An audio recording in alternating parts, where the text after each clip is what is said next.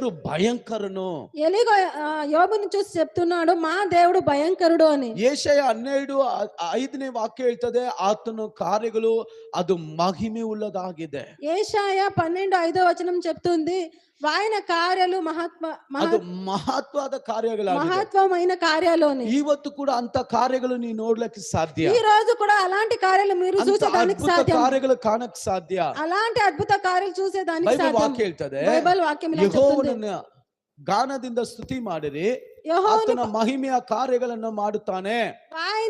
ఆయన కార్యాలని పాడి స్తుతించండి, ఆయన మహత్వమైన ದೇವರು ಮಹತ್ವದ ಕಾರ್ಯ ಮಾಡ್ಲಿಕ್ಕಿದ್ದಾನೆ. దేవుడు ఆత్మకరమైన కార్యాలు చేస్తాడు. ಎಷ್ಟು ಜನ ನಂಬ್ತಾ ಇದ್ದೀರಾ? ఎందరూ నమ్ముతున్నారు? ನಮ್ಮ ಲೈಫ್ ಅಲ್ಲಿ మన జీవితంలో ದೇವರಿಗೆ ಅವಕಾಶ ಮಾಡಿಕೊಟ್ರೆ, దేవునికి అవకాశం ದೇವರಿಗೆ ಒಪ್ಪಿಸಿಕೊಟ್ರೆ దేవునికి ఒప్పిస్తే ಹೆಚ್ಚು ಸಮಯ ಏನಿಲ್ಲ, ఎక్కువ సమయం ఏమీ లేదు. 24 ಗಂಟೆಯಲ್ಲಿ 1 ಅವರ್ ಕೊಡು